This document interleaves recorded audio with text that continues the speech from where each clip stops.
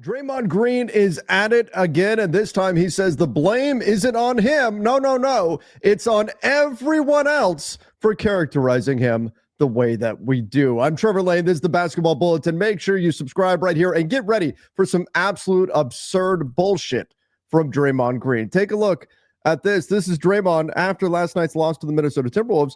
He said, looked like the angry black man. I'm not an angry black man. I'm a very successful, educated black man with a great family, and I'm great at basketball and great at what I do.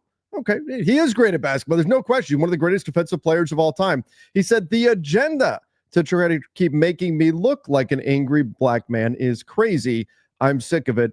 It's ridiculous. No, Draymond. What's crazy is you trying to use that, a real problem, as a shield, as an excuse for your horrendous behavior. That is what's truly crazy. Take a look at this. Is what Draymond is talking about. This is what he's complaining about right now. This play from last night's game. Draymond gets contact, throws the elbow. And look, we could say if it was one play, this happened one time with Draymond, we could say, hey, you know what? It was a mistake. He flailed his arms out trying to get a call. He didn't mean to catch him in the head like that. The problem is it's time after time after time. He is constantly doing stuff like that. At some point, we have to stop saying, well, it was a mistake, and say, oh, no. This is a trend. This is a pattern. This is habitual. This is intentional. And then afterwards, take a look at this. This is Draymond.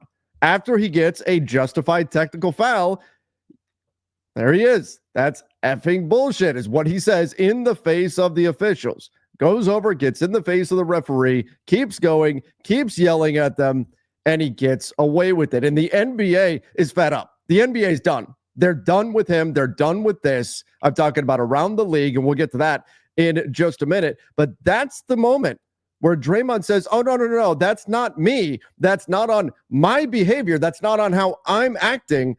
That's on everyone else. That's on this agenda. He is using a very real problem as a shield, and it's despicable, and it is disgusting what he's trying to do right now. And now you can see the response around the NBA from Brian Windhorst here, that the league is not doing enough to stop Draymond in these situations. Take a look at this. Got 5 technicals and 2 flagrants in 9 playoff games. Those, he probably should have more technicals. It was a restraint showed by the referees. By the way, that's a big complaint across the league, that Draymond gets away with stuff after he commits a flagrant and after he commits a technical, and sometimes even after he gets 5 fouls. There's a belief that Draymond actually gets too much leeway. This is not my word. This is what people tell me. They say he gets away with too much stuff because the referees don't want to be the one who ejects him or calls a second flagrant on him, because they know that there's going to be an onslaught.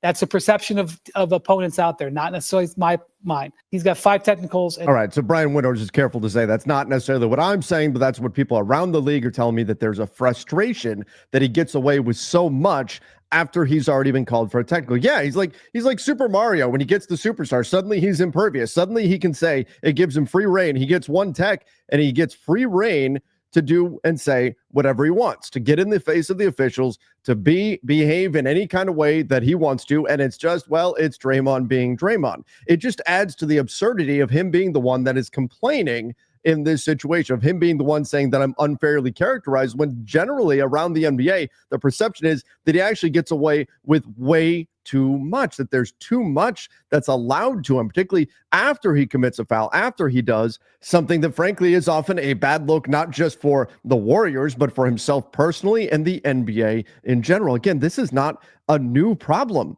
This is something that's been going on for a long time now, that we've been seeing stuff from Draymond Green. This has been years of this behavior. And you know what? Sam Esfandiari, who does a phenomenal job covering the Golden State Warriors, he mentioned this the other day. I'm paraphrasing, but he mentioned this the other day on X. You know, it was after Draymond dropped the leg to the back of the head of Tari Eason in the series against, I mean, there it is right there. Steven Adams just got kicked in the nuts by Draymond Green. I mean, this has been years and years and years of this. But Sam mentioned that, you know, Draymond was playing a great defensive game, and it was unfortunate that all anybody was going to talk about was his play on Tari Eason, the dirty play that he made.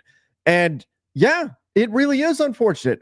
As I said, he's one of the best defensive players we've ever seen in this league. He is phenomenal. He's allowed the Warriors to play small and still not give up an advantage because he is so good. He's so instinctual. He reads the game at such a high level.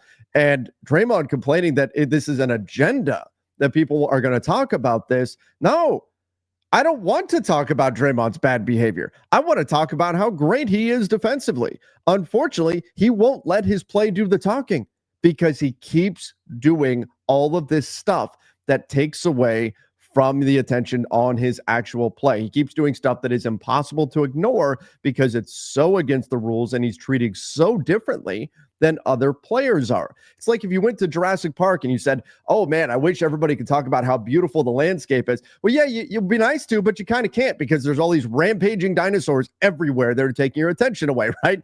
That's Draymond Green. His game is beautiful. It's amazing the things that he can pull off defensively, but we can't talk about that because of all of the other nonsense from Draymond Green. And again, this is nothing new. This is nothing that just popped up. If it was a one-time thing, we would say it was a one-time thing. Look at this. He just flew it through a flying knee here. What is happening with Draymond Green? I wish that he would knock this stuff off so we could talk about his game. But this is not a situation where he's being characterized in some kind of a way. He's being criticized for his actions, not because of the color of his skin, but because of his actions. I don't care what color Draymond is. If you're doing the kind of things that he's doing, people are going to be upset about it and people are going to talk about it. You can't use a very real problem as a shield or as an excuse for your own bad behavior. That's not the way that it works. It would be different if Draymond was doing everything by the book and people were unfairly targeting him. Very different. We'd be talking about this in such a different light. But it's obvious what he's doing. And it's not a one-time thing. It's not a one-off. It's not, oops, he made one mistake. That kind of stuff people can forgive. It's years and years and years of this nonsense. And we see it night in, night out. We see it more often than not when Draymond Green is playing. He's going to get in an official's face. He's going to scream at him. He's going to do stuff on the court that's frankly just dirty. And he's going to get away with it time after time after time. Does he have a reputation? He does have a reputation that he has worked very, very hard to earn. Sometimes it's not that everyone is out to get you. Sometimes you just have to look in the mirror and look at your own actions and accept responsibility and make changes. But Draymond has been completely unwilling to do that. Give me your thoughts in the comments down below on the Draymond Green situation. Why does he get away with so much and not get thrown out of more games? Why are officials worried about giving him the tech? Are they really just concerned about an even bigger blow up from Draymond, that's what they're trying to avoid? So they're appeasing him by not kicking him out of the games? That's not a good look either. Let me know your thoughts in the comments down below.